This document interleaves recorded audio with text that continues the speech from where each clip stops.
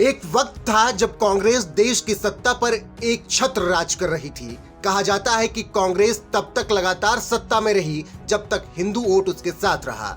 हालांकि जब हिंदुओं को लगा कि कांग्रेस ने हिंदू हितों पर ध्यान देना कम कर दिया और उनके खिलाफ ये बातें होने लगी हैं, तो उन्होंने उसका साथ छोड़ना शुरू कर दिया और उसका विकल्प तलाशने लगे।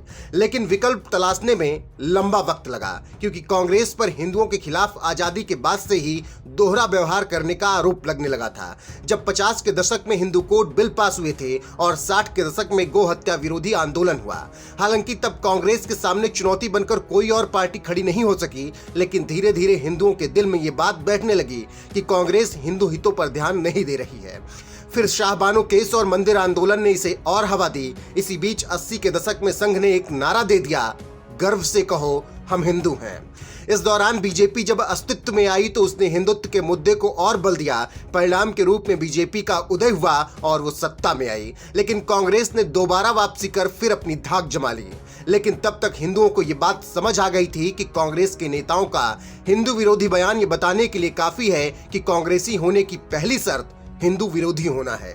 ऐसे में हिमाचल में कांग्रेस के नए सीएम सुखविंदर सिंह सुक्खू का हिंदू विरोधी बयान कोई नया नहीं है, क्योंकि कांग्रेस का इतिहास गवाह है कि समय समय पर उनके नेता हिंदू और हिंदुत्व पर बयान देते रहते हैं, जैसे अभी हिमाचल के नए सीएम ने दिया है। पार्टी को जिस राज्य में 97% हिंदू रहते हैं, वहाँ भारतीय जनता पार्टी की हिंदुत्व की विचारधारा को हराया। अब सोचिए जरा, एक सीएम का ये कहना कि हमने 97% वाले हिंदुओं के प्रदेश हिमाचल में हिंदुत्व को हराया है, क्या यह हिंदू विरोध को दर्शाता नहीं है? खैर, जब पार्टी के बड़े नेता ऐसे बयान पहले से ही देते आ रहे हों तो और नेताओं से क्या ही उम्मीद की जा सकती है। याद कीजिए मध्य प्रदेश के पूर्व मुख्यमंत्री दिग्विजय सिंह का वो बयान जब वो हिंदू आतंकवाद शब्द गढ़ने के लिए जी जान लगा चुके थे। बजरंग दल, भारतीय जनता पार्टी ISI से पैसा ले रहे हैं, इस पर थोड़ा ध्यान दीजिए। और एक बात और बताऊं, पाकिस्तान से ISI के लिए जासूसी मुसलमान कम कर रहे हैं, गैर मुसलमान ज्यादा कर रहे हैं, इस बात को भी समझ लीजिए। अब सोचिए जरा किस हिसाब से कांग्रेस हिंदुओं के खिलाफ लंबे समय से ऐसे बयान दे रही है। इसके अलावा अभी हाल ही में कर्नाटक प्रदेश कांग्रेस कमेटी के कार्यकारी अध्यक्ष सतीश जारकीहोली ने हिंदू शब्द को फारसी बताते हुए इसे भयानक करार दे दिया था। खैर, जिस पार्टी के सबसे बड़े नेता राहुल गांधी ही मंदिर में जाने वालों को लड़की छेड़ने वाला बता दें और बाद में हिंदू और हिंदुत्व का मतलब समझाएं, उस पार्टी के बाकी नेता ऐसा करेंगे तो कोई बहुत ज्यादा चौंकने वाली बात नहीं है। याद कीजिए राहुल गांधी का वो बयान जब उन्होंने डंके की चोट पर हिंदुत्ववादियों को बाहर निकालने की बात की थी और विवादित बयान दे डाला था। हिंदुत्ववादियों का राज है, हिंदुओं का नहीं। सही है ना? हिंदुत्ववादियों का राज है, हिंदुओं का नहीं। और हमें एक बार फिर इन हिंदुत्ववादियों को बाहर निकालना है और एक बार फिर हिंदुओं का राज लाना है। हिंदू कौन? जो सबसे गले लगता है। हिंदू कौन? जो किसी से नहीं डरता है। हिंदू कौन? जो हर धर्म का आदर करता है, वो है हिंदू।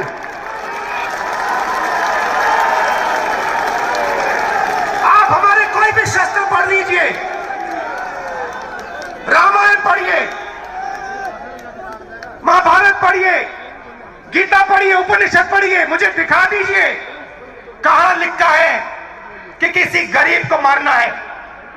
कहां लिखा है किसी कमजोर व्यक्ति को कुचलना है? कहां लिखा है? मुझे दिखा दो। कहीं नहीं लिखा।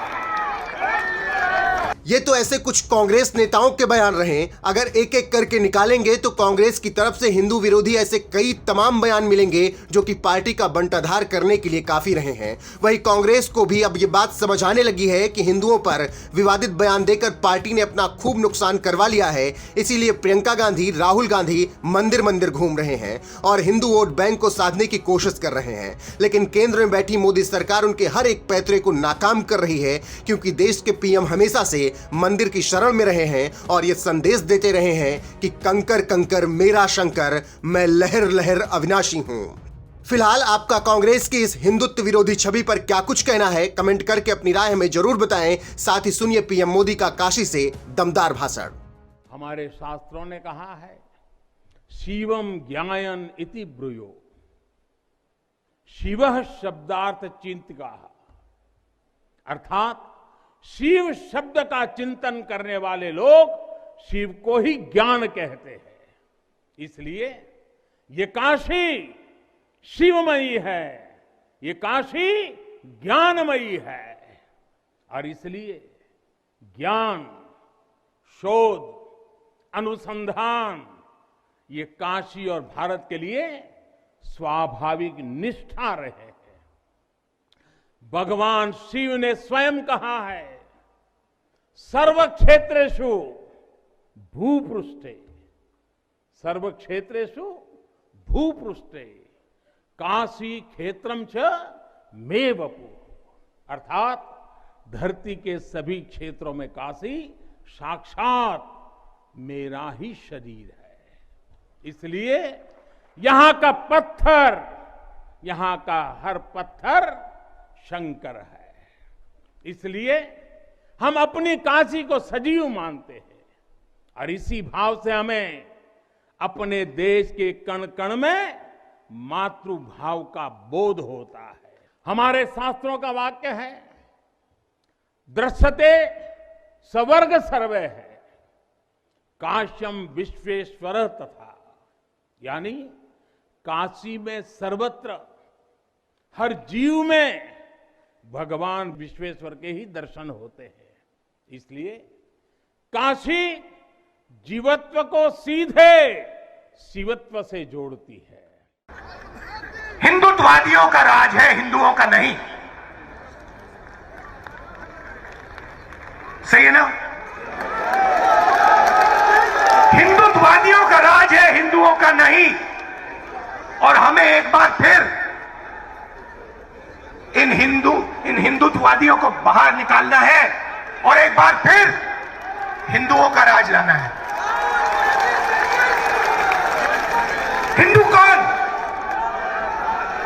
जो सबसे गले लगता है।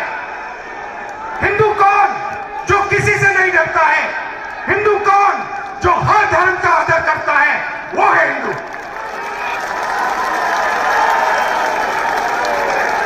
आप हमारे कोई भी शास्त्र पढ़ लीजिए, रामायण पढ़िए, महाभारत पढ़िए, गीता पढ़िए, उपनिषद पढ़िए, मुझे दिखा दीजिए कहां लिखा है कि किसी गरीब को मारना है। कहां लिखा है किसी कमजोर व्यक्ति को कुचलना है? कहां लिखा है? मुझे दिखा दो। कहीं नहीं लिखा।